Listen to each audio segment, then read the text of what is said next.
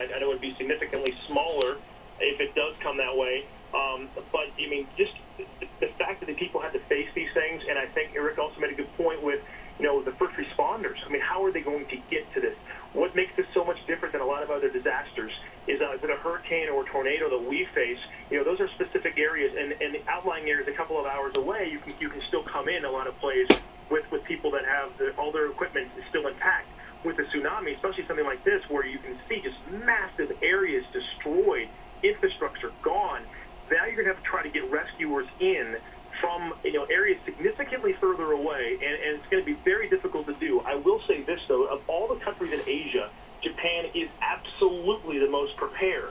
They're the most advanced when it comes to technology and all this type of thing. Having said that, they're going to need a lot of help, and you can bet you're going to see some of the U.S. strike teams on the way over there. I know the Los Angeles team just came back from New Zealand. The search and rescue team from here, I've seen them in Katrina. I've seen them in Haiti. I've seen them in the tsunamis.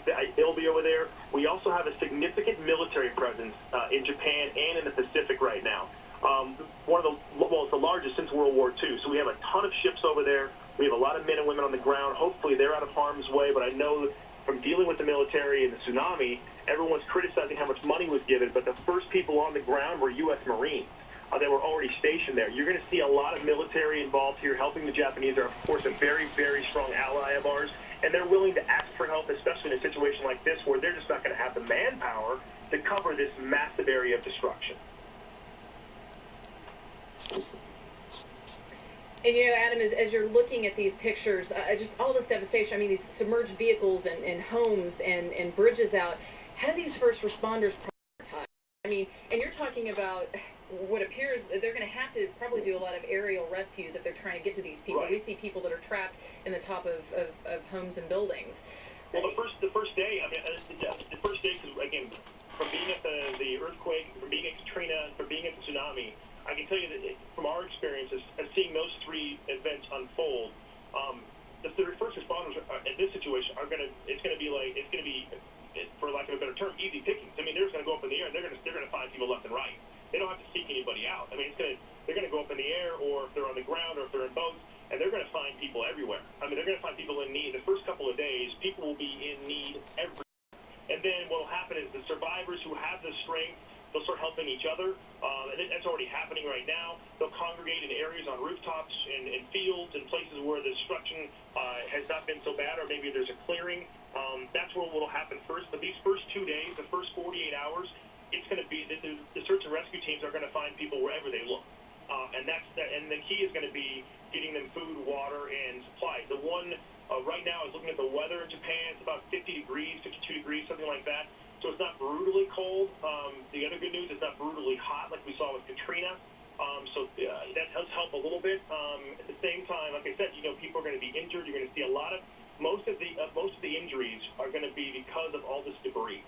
That's what I remember. The pictures I remember from the tsunami I still think about them all the time, because the injuries were mostly people that were hit by glass, by water. That massive tsunami, if it comes through, as we've seen with this video that we've never seen before, really, from that kind of aerial viewpoint, you can see it just take out everything in its path, and the water became full of wood and rock. And it was full of entire buildings. I mean, as we looked at it, we could see appeared to be homes or office buildings or whatever just being, washed away like they weighed nothing. I mean, unbelievable. Absolutely.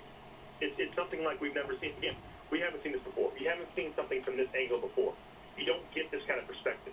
The tsunami in Asia, was the first time we really got amazing video because of the advantage, and the advances, I should say, of technology. People have them on their phones and that kind of thing. But because it's happened in Japan, you literally, and they got the helicopters up because of it. I mean, remember one thing, you have the earthquake damage also. I mean, the tsunami's taken out everything in its path, but you had something like 4 million buildings in Tokyo without power.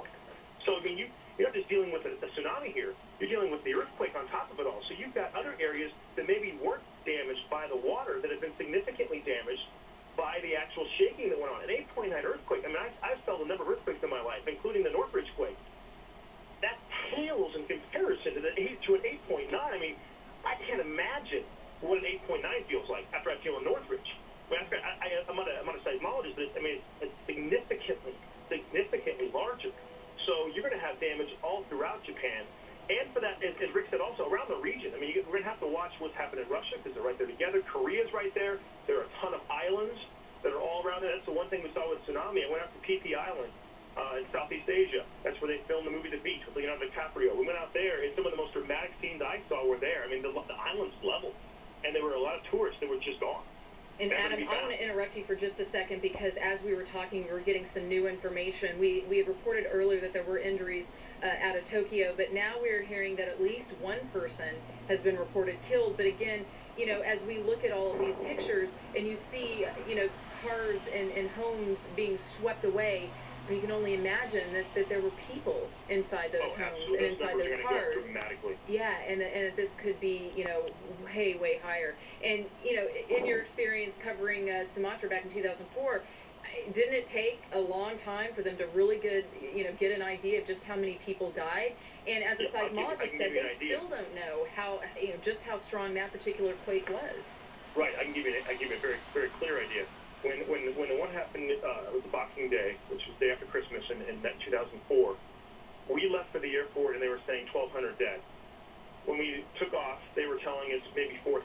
We landed in Tokyo, it was 8,000. By the time I got on the ground in Bangkok, roughly a little over a day after the tsunami hit, it was already up to, I think, 12,000.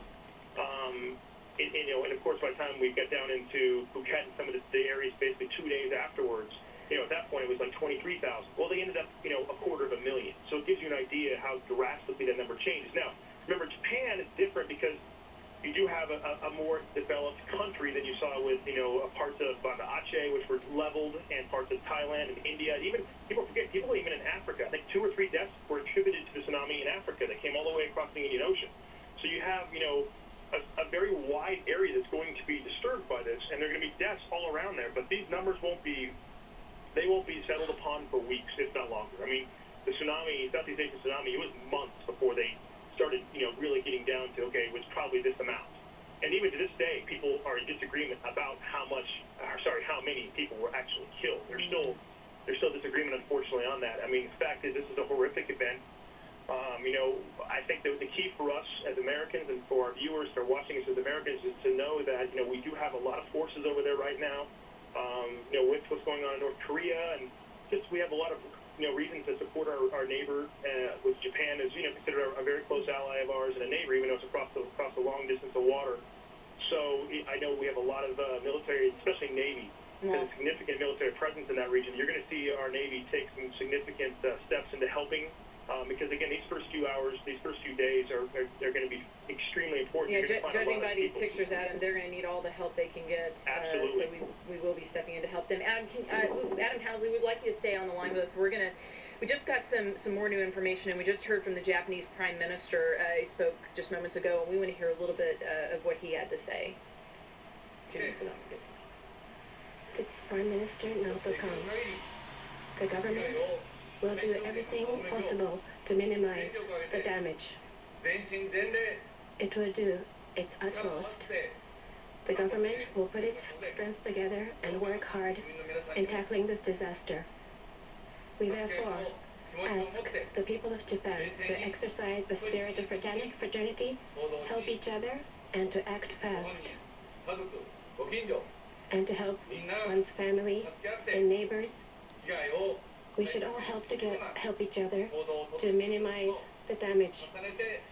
We ask you to act in such a way that it will be possible to minimize the damage.